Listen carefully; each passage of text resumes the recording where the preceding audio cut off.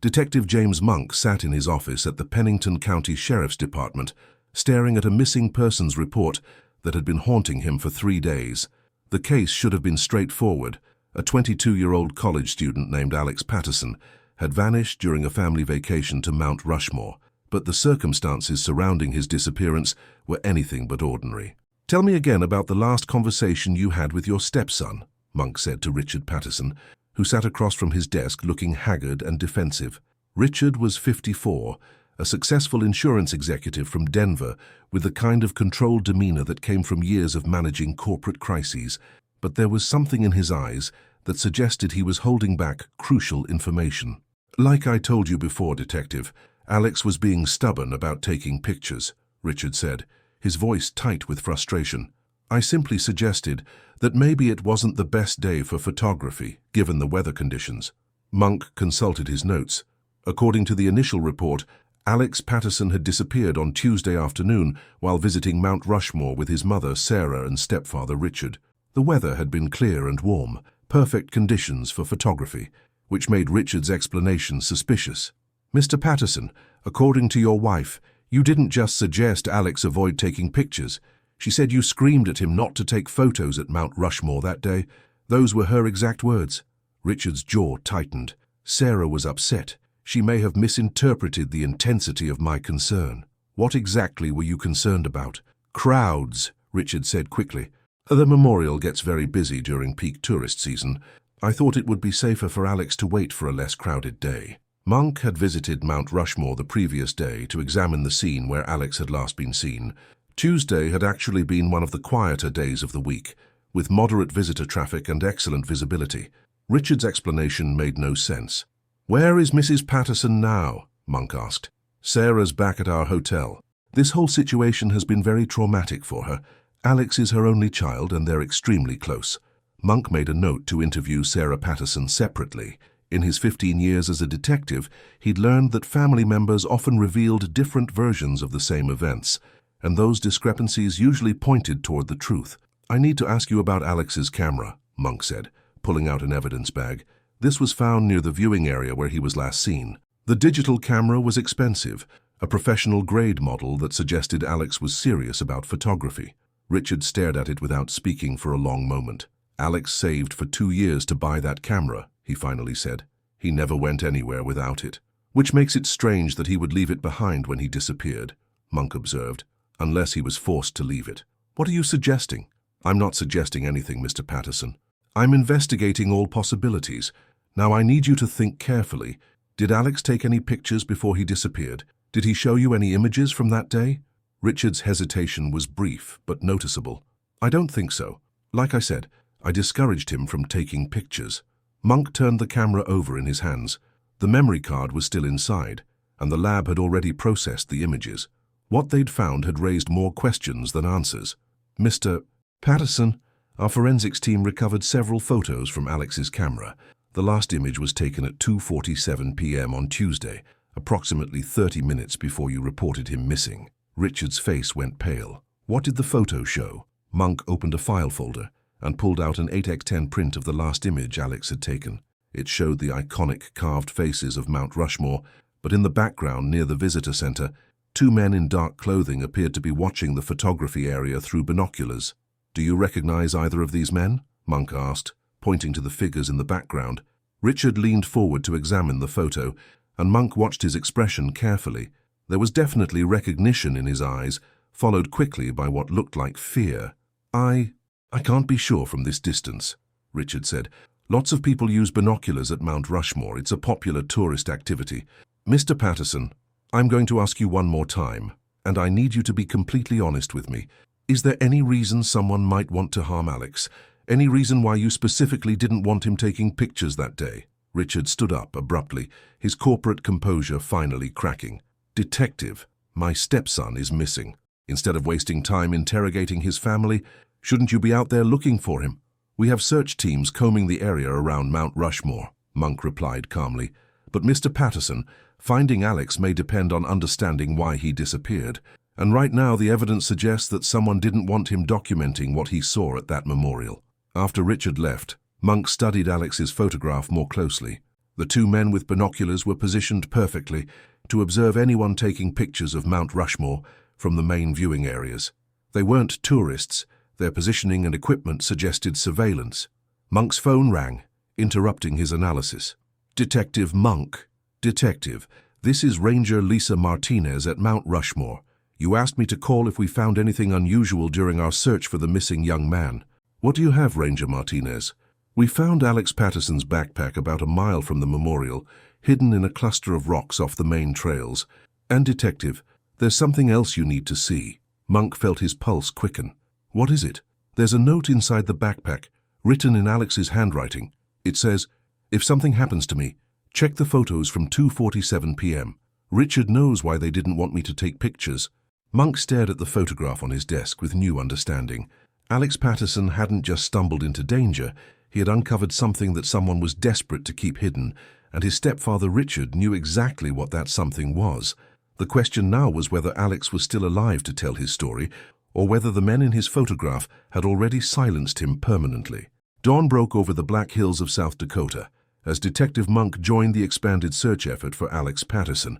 3 days had passed since the college student's disappearance, and despite involving park rangers, local volunteers, and search dogs, they had found no trace of him beyond the backpack with its cryptic warning note. "Any luck with the facial recognition on those two men from the photograph?"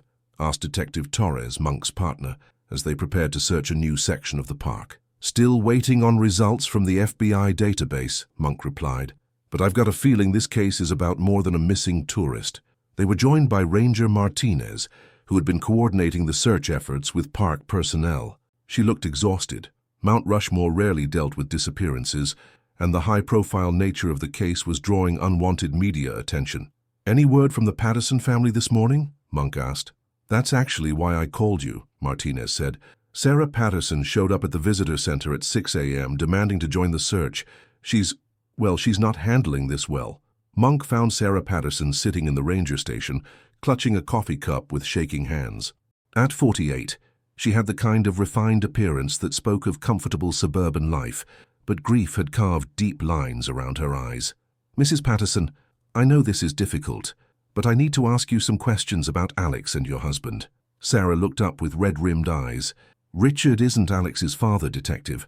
Alex's biological father died in a car accident when he was 12. Richard and I have only been married for 4 years. How did Alex feel about the marriage?" "He was supportive," Sarah said carefully. "Alex is a mature young man. He understood that I needed companionship after being alone for so long." Monk noted her use of present tense when talking about Alex, a common trait among family members who refused to accept that their loved one might be dead.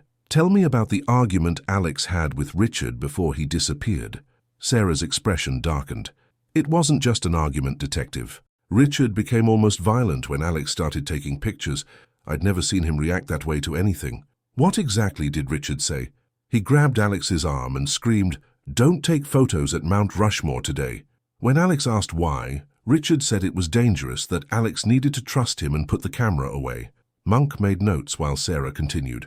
"Alex is studying journalism at the University of Colorado. He's passionate about photography, especially documentary work. There was no way he was going to stop taking pictures just because Richard was having some kind of panic attack." "Did Richard explain why he thought it was dangerous?" "No, and that's what made Alex so angry. He said Richard had been acting strange for weeks, making mysterious phone calls, checking over his shoulder when we were out in public. Alex thought Richard was being paranoid." This was new information that Richard had conveniently omitted during his interview. Monk felt the familiar tingle of a case beginning to crack open. "Mrs. Patterson, what does Richard do for work?" "He's an executive at Mountain States Insurance Company. He handles corporate accounts, travels a lot for business." "Why?" Before Monk could answer, his radio crackled to life. "Detective Monk, this is Command. We have a development in the Patterson search." "Go ahead, Command." "Search dogs have picked up a scent trail leading toward the old mining area, about 2 miles south of the memorial. The trail is strong, and it's heading away from the main park." Monk stood up immediately. "I'll be right there. Mrs. Patterson, I need you to stay here with Ranger Martinez while we follow this lead." The old mining area was a section of the Black Hills that had been extensively excavated during the gold rush era, leaving behind a maze of abandoned shafts and unstable tunnels. It was also one of the most dangerous areas in the region, off-limits to tourists and rarely patrolled by park personnel. The search dogs led Monk and Torres along a barely visible trail through dense pine forest. After an hour of difficult hiking, they reached a cluster of abandoned mining structures hidden in a valley between two ridges. "This is where the scent trail ends," reported Officer Jenkins, the K9 handler. "But detective, there's something you need to see." He led them to what appeared to be a recently used campsite, hidden behind one of the old mining buildings. There were tire tracks in the dirt, evidence of a small fire, and most importantly, rope fibers caught on a rusty piece of mining equipment. "Someone was held here," Torres observed, examining the rope fibers. "And recently." Monk walked the perimeter of the campsite, noting details that would be crucial for forensic analysis. The tire tracks were from a large vehicle, possibly an SUV or truck. The fire had been carefully contained and extinguished. Whoever had used this site knew what they were doing. "Detective," called Torres from behind one of the mining buildings, "you need to see this." She was standing beside what looked like a vertical mine shaft, partially covered by rotting wooden planks. When Monk approached, he could see that some of the planks had been recently disturbed. "How deep is it?" he asked. Torres shone her flashlight into the opening. The beam disappeared into darkness without revealing a bottom. "Could be 50 feet. Could be 200. These old shafts are unpredictable." Monk felt his stomach tighten. If Alex Patterson was in that shaft, the chances of finding him alive after 3 days were virtually zero, but they had to check. "I'll call for the technical rescue team," he said. "In the meantime, let's process this entire area as a crime scene." As they waited for backup to arrive, Monk's phone rang. It was the FBI lab with results from the facial recognition analysis of Alex's photograph. "Detective Monk, this is Agent Sarah Kim with the FBI. We've identified the 2 individuals in your photograph." "Go ahead." "Marcus Webb and Thomas Rivera, both former military contractors with extensive backgrounds in corporate security and industrial espionage. They're currently employed by a private investigation firm called Blackstone Security Services."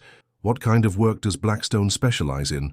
"Corporate intelligence, fraud investigation, asset protection." "But detective, there's something else you should know.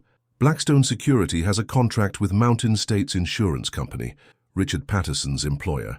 The pieces were finally starting to come together, but Monk still didn't understand why corporate security operatives would be conducting surveillance at Mount Rushmore, or why they would want to stop a college student from taking photographs. "Agent Kim, I need everything you can get me on Blackstone Security and their relationship with Mountain States Insurance, and I need it fast." "Already working on it, detective. But be careful. If Blackstone operatives are involved in your missing person case, this is bigger than a simple disappearance." As Monk ended the call, he stared down into the dark mine shaft and wondered if Alex Patterson was somewhere in that black void, or if he was still alive and being held by people who would kill to protect whatever secret his photograph had accidentally captured. Either way, Monk was certain that Richard Patterson held the key to finding Alex, and he was going to get the truth out of him, even if it meant arresting his stepfather for accessory to kidnapping. Detective Monk drove back to Rapid City with new determination, the information from the FBI burning in his mind. Richard Patterson worked for Mountain States Insurance, and the 2 men surveilling Mount Rushmore worked for a security company contracted by that same insurance firm. That couldn't be a coincidence. At the Pennington County Sheriff's Department, Monk found Richard and Sarah Patterson waiting in the lobby. Richard looked nervous, constantly checking his phone and scanning the room as if expecting trouble. "Mr. Patterson, I need to speak with you privately," Monk said, leading Richard to an interview room while Torres took Sarah to another part of the building. "Detective, have you found any trace of Alex?" Richard asked, his corporate mask slipping to reveal genuine anxiety underneath. "We found evidence that Alex was held at an abandoned mining site about 2 miles from Mount Rushmore," Monk said, watching Richard's reaction carefully. "We also identified the 2 men in Alex's photograph." Richard's face went completely white. "Who are they?" "Marcus Webb and Thomas Rivera, employees of Blackstone Security Services, the same security company that has a contract with your employer, Mountain States Insurance." For a moment, Richard looked like he might faint. He gripped the edge of the table and took several deep breaths before speaking. "Detective, I think I need a lawyer." "You can certainly call one," Monk said, "but first, let me tell you what I think happened. I think Alex accidentally photographed something at Mount Rushmore that he wasn't supposed to see, something involving your company and Blackstone Security, and I think you knew those men would be there, which is why you tried to stop Alex from taking pictures." Richard was quiet for a long moment, staring at his hands folded on the table. When he finally looked up, his expression had changed from fear to resignation. "Alex could be dead because of me," he said quietly. "Tell me what happened." Richard took a shaky breath. 3 months ago, I discovered that my supervisor at Mountain States was running a massive insurance fraud scheme. Fake claims, forged documents, stolen identities, millions of dollars being siphoned from corporate accounts. "And you reported this to authorities?" "I tried to, but when I went to the FBI, I learned that the scheme involved agents from their financial crimes division. When I tried to go to state regulators, I found out my supervisor had contacts there too.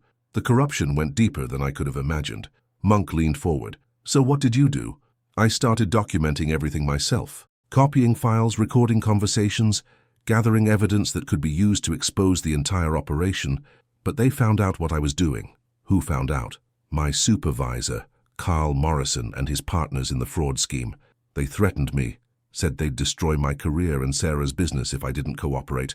Then they brought in Blackstone Security to monitor me." Richard pulled out his phone and showed Monk several photos of men following him, sitting outside his house watching him at restaurants.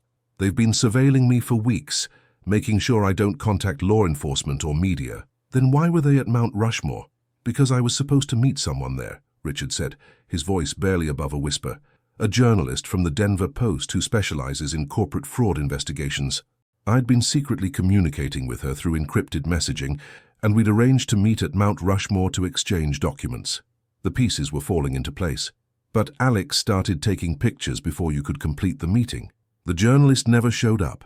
Later I found out that Blackstone had intercepted our communications and threatened her to stay away. But Webb and Rivera were already in position, watching for any signs that I might be passing information to someone else. And when Alex started photographing the memorial, they thought he might be documenting the meeting." Richard nodded miserably. "I tried to stop him, but Alex thought I was just being controlling. He didn't understand that those men would interpret his photography as evidence that he was working with me." Monk stood up and began pacing the small room. "Mr. Patterson, where are the documents you were planning to give to the journalist?" "Hidden in a safety deposit box in Denver. Detective, I never meant for Alex to get involved in this. I just wanted to expose the fraud without putting my family in danger. Well, your stepson is now missing because of corporate criminals who think he's a threat to their operation," Monk said bluntly. "If you want him back alive, you're going to help me find him." Richard looked up with desperate hope. "What do you need me to do?" "I need you to contact Carl Morrison and tell him you're ready to cooperate fully with the fraud scheme.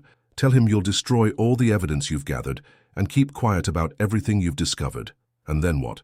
"Then we're going to set up a meeting where Morrison thinks he's getting your cooperation, but instead he's going to tell us where Alex is being held." Richard shook his head. "Detective, you don't understand how dangerous these people are. They've killed people before to protect this operation." "Which is exactly why we need to move fast," Monk replied. "Every hour we wait gives them more time to decide that Alex is too much of a liability to keep alive." As they prepared to leave the interview room, Monk's phone buzzed with a text message from an unknown number. "Stop investigating or the boy dies. You have 24 hours. Richard saw the message and turned even paler. "They know you're getting close to the truth." "Good," Monk said grimly. "That means Alex is still alive and they're getting desperate. Desperate people make mistakes, and when they do, we'll be ready to get your stepson back." But even as he projected confidence for Richard's benefit, Monk knew they were running out of time. Corporate criminals who had already committed fraud and kidnapping wouldn't hesitate to add murder to their list of crimes. The next 24 hours would determine whether Alex Patterson came home alive or whether his accidental photograph at Mount Rushmore would cost him his life. The plan was risky, but it was Alex Patterson's only chance of survival. Detective Monk sat in an unmarked surveillance van parked outside the Crazy Horse Memorial, about 17 miles from Mount Rushmore, watching Richard Patterson prepare for the most important performance of his life. "Remember, the goal is to get Morrison to reveal Alex's location," Monk said through Richard's hidden wire. "Don't try to be a hero. Just convince him that you're ready to cooperate with the fraud scheme." Richard nodded nervously, adjusting his tie for the 3rd time in 5 minutes. "What if he doesn't believe me? What if he thinks this is a setup?" "Then you improvise," Torres said from the driver's seat.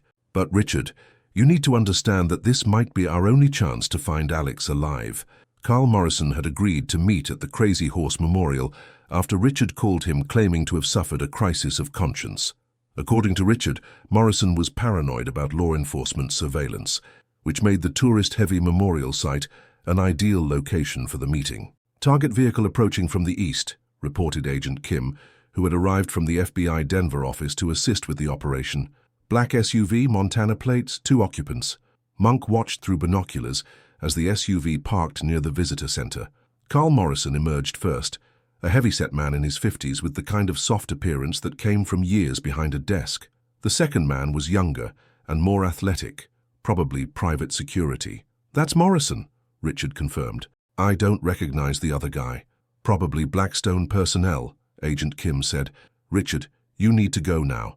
We'll be monitoring everything through your wire, and we have agents positioned throughout the area." Richard walked toward the memorial entrance, his movements stiff with nervous energy. Monk could hear his labored breathing through the surveillance equipment as he approached Morrison and his companion. "Carl, thanks for meeting me," Richard said, his voice artificially casual. "Richard, you look terrible," Morrison replied. "This situation with your stepson has really gotten to you, hasn't it? That's why I called you. I can't live with the guilt anymore. Alex is missing because I got involved in something I should have stayed away from." Morrison gestured toward a bench overlooking the massive sculpture of Crazy Horse. "Let's sit down and talk about this calmly." As they walked, Monk could see other tourists in the area, families with children, elderly couples, tour groups.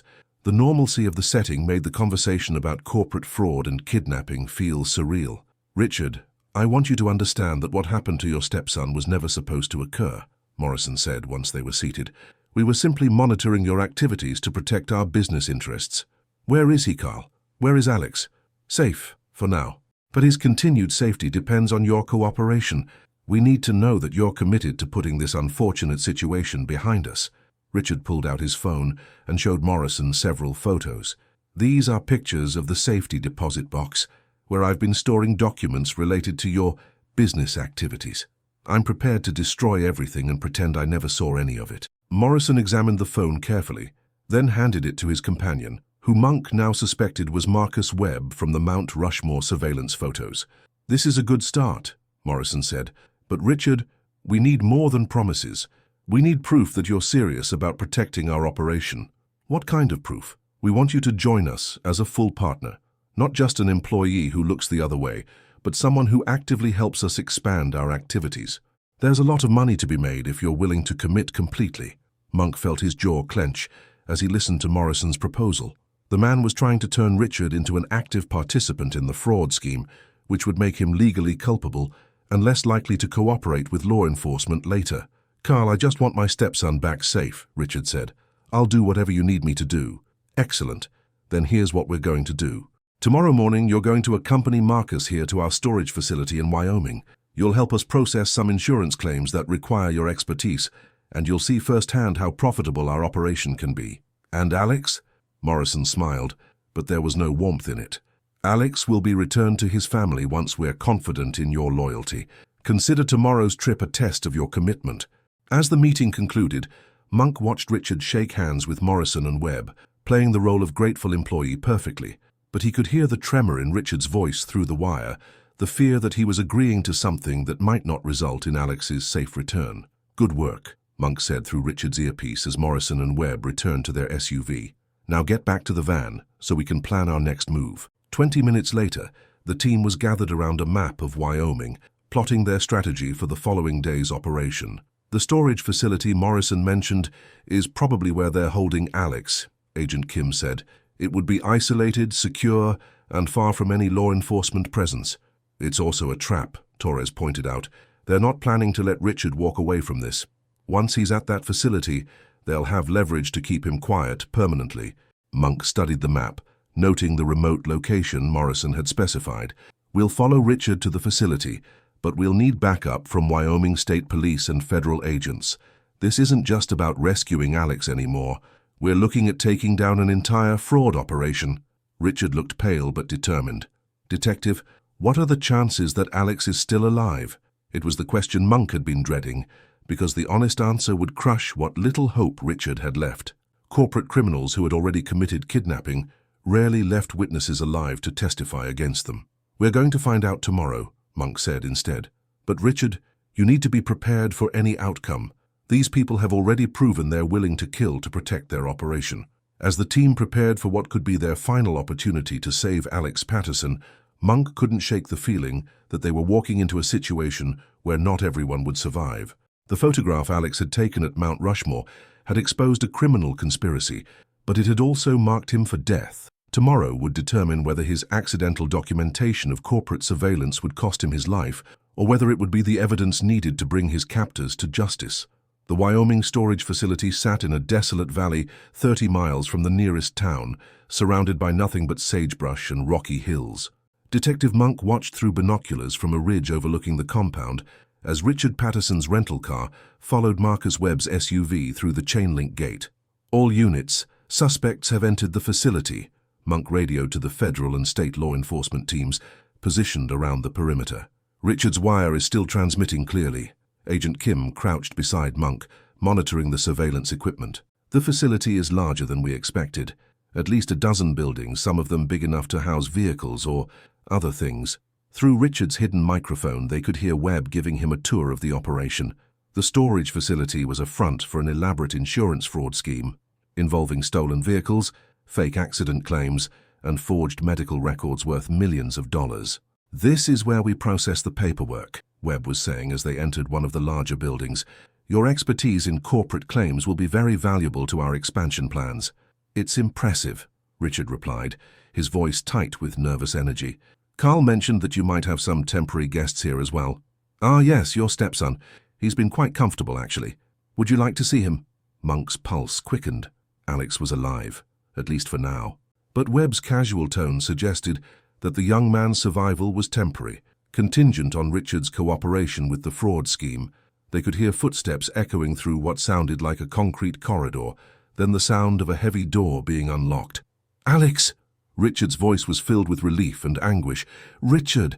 Oh God, I thought—" Alex's voice was weak but clear. He was alive. "Your stepson has been asking a lot of questions about his photography," Webb said with amusement. "Very curious young man. Wants to know why his picture was so important to us." "Alex, are you hurt?" Richard asked. "I'm okay. They've been trying to convince me that I photographed something I didn't actually see. But Richard, I know what was in that picture. I know why they didn't want me taking photos at Mount Rushmore." "That's enough conversation," Webb interrupted. "Richard, I need you to understand that your stepson's continued well-being depends on your full cooperation with our operation. No more meetings with journalists, no more copied files, no more communication with law enforcement." "I understand," Richard said. "I'll do whatever you need." "Good, because if you ever betray our trust again, Alex won't just disappear. He'll never be found." The threat was clear, but it also confirmed that Webb and his associates were planning to release Alex if Richard cooperated. Monk made the decision to wait, hoping to gather more intelligence about the fraud operation before moving in. "Let me show you the rest of the facility," Webb continued, and they could hear footsteps moving away from Alex's location. For the next hour, Richard was given a comprehensive tour of the insurance fraud operation. Webb showed him forged documents, staged accident scenes, and medical records for fake injuries. The scope of the criminal enterprise was staggering. Hundreds of false claims worth millions in fraudulent payouts. "Your role would be to help us identify high-value corporate policies that we can target," Webb explained. "With your access to Mountain State's database, we could expand our operation significantly." "When would you need me to start?" Richard asked. "Immediately. In fact, we're going to drive back to Denver tonight so you can begin accessing the files we need. Don't worry about Alex. He'll remain here as our guest until we're confident in your loyalty." Monk realized that Webb was planning to separate Richard from Alex, making a rescue operation much more complicated. If they didn't move now, they might lose their only chance to save both of them. "All units, prepare to move in," Monk radioed. "They're planning to transport Richard back to Denver and leave Alex here. We can't let that happen." Agent Kim coordinated the assault from multiple positions. Wyoming State Police are covering the rear exit. FBI tactical team is approaching from the east. Local sheriff's deputies have the main gate. "Richard," Monk said through the wire, "in about 30 seconds, you need to get away from Webb and find cover. We're coming in." Through the surveillance equipment, they could hear Richard's breathing increase as he prepared for what was about to happen. "Actually, Marcus," Richard said suddenly, "there's something I need to tell you about those files I mentioned." "What about them?" "They're copies. I've already given the originals to the FBI. The silence that followed was broken by the sound of vehicle engines roaring to life around the compound. The law enforcement teams were moving in from all directions. "You son of a bitch," Webb shouted, and they could hear the sound of a struggle through Richard's wire. "Federal agents, everyone on the ground." The next few minutes were chaos, shouting voices, running footsteps, the sound of doors being kicked in, and vehicles screeching to a halt. Monk and Agent Kim ran down the hillside toward the compound, their weapons drawn as they approached the building where Alex was being held. Inside, they found Alex Patterson tied to a chair in what appeared to be a converted office space. He was thin and obviously exhausted, but alert and unharmed. Monk cut his bonds, while Torres secured the area. "Are you okay?" Monk asked as Alex rubbed circulation back into his wrists. "I think so. Detective, that photograph I took at Mount Rushmore, I knew there was something important about it, but I couldn't figure out what until they brought me here." "What did you see?" Alex pulled out his phone, which had apparently been returned to him. "They made me delete the original photo, but I had automatically backed it up to cloud storage. Look at this." He showed Monk an enhanced version of the Mount Rushmore photograph, zoomed in on the area behind the two surveillance men. In the background, barely visible, was a license plate on a parked vehicle. "That plate number led me to research Blackstone Security, which led me to discover the connection between them and Mountain States Insurance," Alex explained. "I figured out that Richard's company was involved in something illegal, but I didn't realize how big the operation was." Outside, they could hear Webb and several other suspects being arrested by the tactical teams. Carl Morrison had been apprehended trying to flee through a rear exit, and a search of the facility had uncovered evidence of the massive insurance fraud scheme. As paramedics checked Alex for injuries and Richard gave his statement to federal agents, Monk reflected on how a simple family vacation photograph had unraveled a multi-million-dollar criminal conspiracy. "Detective," Alex said as they prepared to transport him to a hospital for evaluation, "I want you to know that Richard saved my life. When he figured out that his company was involved in insurance fraud, he could have just looked the other way. Instead, he tried to expose the truth even though it put our family in danger." Looking at Richard Patterson, exhausted, guilty, but relieved that his stepson was safe, Monk realized that sometimes the most heroic actions came from ordinary people who simply refused to ignore injustice, even when the personal cost was enormous. Alex's photograph had captured more than surveillance operatives at Mount Rushmore. It had documented the moment when corporate greed collided with family loyalty, and when a stepfather's desperate attempt to protect his loved ones had helped bring down one of the largest insurance fraud schemes in the region's history. 6 months after Alex Patterson's rescue from the Wyoming storage facility, Detective Monk sat in the federal courthouse in Denver, watching as the final defendants in the Mountain States Insurance fraud case received their sentences. Carl Morrison, the architect of the scheme, was sentenced to 15 years in federal prison and ordered to pay $12 million in restitution to the insurance companies and policyholders he had defrauded. Marcus Webb and Thomas Rivera from Blackstone Security received 10 years each for kidnapping and conspiracy charges. The court finds that this was a sophisticated criminal enterprise that victimized not only insurance companies, but also legitimate policyholders whose premiums increased to cover fraudulent claims, Judge Patricia Williams said as she delivered the final sentences. The defendant's willingness to resort to kidnapping and threats of violence demonstrates a complete disregard for human life in pursuit of financial gain. Richard Patterson sat in the gallery with his wife Sarah and stepson Alex, relieved that the legal proceedings were finally over. As the key witness for the prosecution, Richard had provided testimony that helped convict not only his former supervisor, but also corrupt FBI agents and state regulators who had been part of the conspiracy. "How are you holding up?" Monk asked Alex during a recess in the proceedings. "Better than I expected," Alex replied. "Being held captive for 5 days was terrifying, but in a weird way it helped me understand what I want to do with my journalism career." Alex had returned to the University of Colorado after his ordeal, but his experience with corporate crime had inspired him to focus his studies on investigative reporting. His photography of the Mount Rushmore surveillance operation had become a centerpiece of his senior thesis on corporate fraud and whistleblower protection. "Have you decided what to do with the reward money?" Monk asked. Several insurance companies had offered substantial rewards for information leading to the recovery of fraudulent claims. Alex's photograph and Richard's testimony had resulted in a combined reward of $150,000, which the family had initially planned to decline. "We're donating most of it to organizations that support whistleblowers and victims of corporate fraud," Sarah Patterson said, joining their conversation. "Richard went through hell trying to expose this scheme, and we want to make sure other people in similar situations have better support." Richard approached their group, looking more relaxed than Monk had seen him since the investigation began. The insurance executive had been cleared of any wrongdoing by federal prosecutors, who recognized that his actions had been motivated by a desire to expose fraud rather than participate in it. "Detective Monk, I wanted to thank you again for everything you did to bring Alex home," Richard said, extending his hand. "You're the one who deserves the credit," Monk replied. "It took courage to risk your career and your family's safety to expose that fraud scheme. I almost got Alex killed because of my choices." "No," Alex interjected firmly. "You saved my life by being brave enough to try to stop the fraud in the first place. If you had just looked the other way like Morrison expected, he would have continued stealing millions of dollars from innocent people." As they left the courthouse together, Monk reflected on how the case had demonstrated the complex relationship between individual courage and corporate corruption. Richard Patterson could have easily ignored the fraud he discovered at Mountain States Insurance, protecting his job and his family's security. Instead, he had chosen to document the criminal activity and seek help from law enforcement, even when it became clear that the corruption extended into agencies that should have been trustworthy. His decision to fight back against the fraud scheme had ultimately saved not only his stepson's life, but also protected countless future victims. "Detective," Alex said as they reached the courthouse steps, "can I ask you something?" "Sure. When you first saw my photograph from Mount Rushmore, did you know it would lead to all this?" Monk considered the question.